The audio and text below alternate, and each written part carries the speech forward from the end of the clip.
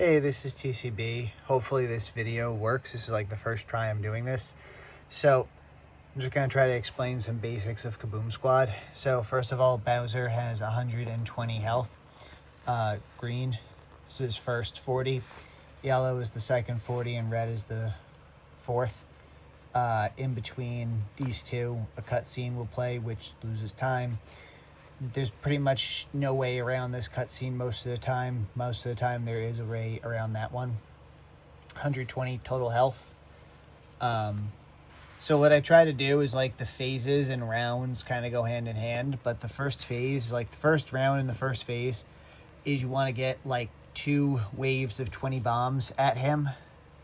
The second phase, you want to hit him once to do like halfway, like get halfway through yellow. And have the first cutscene play, and then you just want to fill up,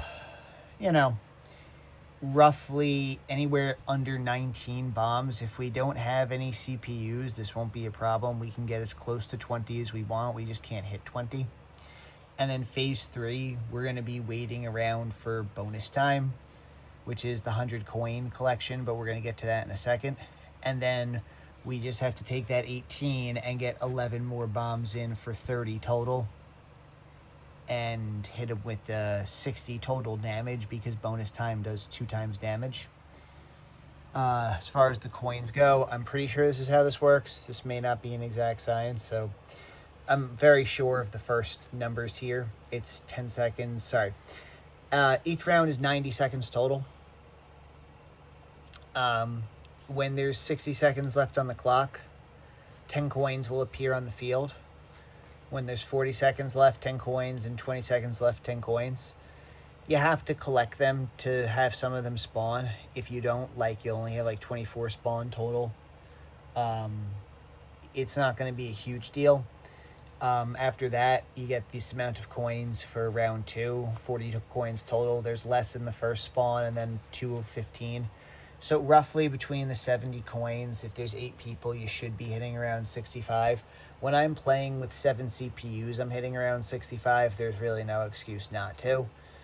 And then round 3, there's a bunch more coins. But if you notice, if you have around 65 coins, you should be hitting bonus time somewhere around there. So it doesn't really matter how many coins total there are. The idea is when there's 40 seconds left on the clock, get to a freaking coin because bonus time is 30 seconds. And once those 30 seconds is done, you launch the attack. So even if you're 10 seconds away from quote-unquote defeating him in bonus time and you're just standing there for 15 seconds, you have to stand there. So the idea is to fill that cannon up to 19 bombs, and then when there's 40 seconds left on the last round, you collect coins and activate bonus time. Now, I have a little chart to break down how this looks in reality. And this is true for the Charge and Chucks stage and the Bills stage. The strategies are basically the same. So I'm just kind of holding this. This is roughly around what I go for in a single player run, and there's no reason we cannot get that in an 8-player multiplayer run. Trust me, the CPUs are very bad. For the Typhoos stage, don't worry about the coins, and just try to collect 60 bombs each phase. I know that sounds like a big ask, but it's a much smaller map, and the Typhoos push you and help with your speed boosting. And we did manage it the other night, so it is possible. We did prove it. All right, so next up,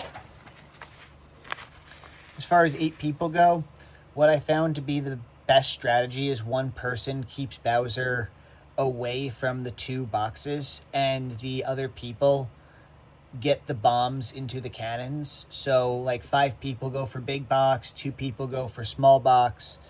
That seemed to work pretty well the other night. Now, what I wind up doing a lot is saying out loud, hey, big in or large in green, small by cannon, small in far red.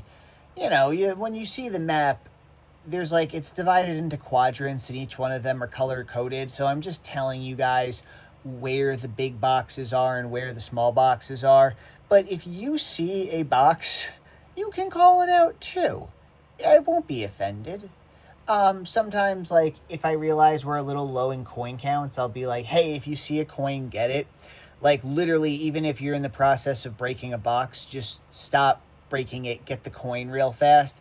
That's kind of just me saying, hey, I need more spaces for new coins to spawn. And then the idea is that you bring back the bombs to the cannon.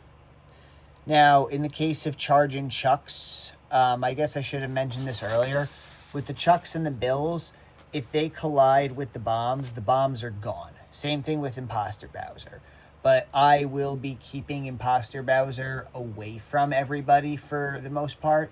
I know Boo's Merry-Go-Round is pretty good at distracting Bowser. Rick Saxon's pretty good. Yoshi Plex is pretty good. I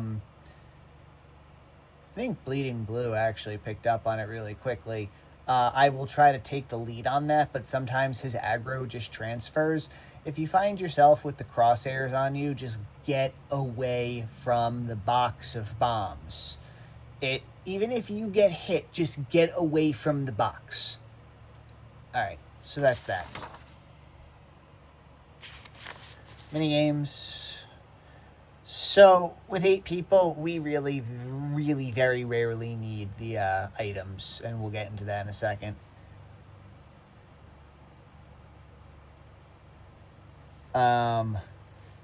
Minigames or puzzle games, Chomp Wash, Bath Bombs, Juice Works, Volleyball, Matching, Ship Shooting. The meta here is do nothing. Every time we get items, it costs about 15 seconds, and more than half the time, we can pull off these strategies without that. As far as the trading guards and skedaddle go, actually trying is the fastest way of getting through these games, and you can get an item from it, which will help. And look this way, you look away. So the idea is to throw the minigame, but if you do nothing, you have to wait for a countdown to happen, and we don't want that. Look the wrong way. Alright, any questions? Just post a angry message in Discord. Love you. Rig Bussy. Goodbye.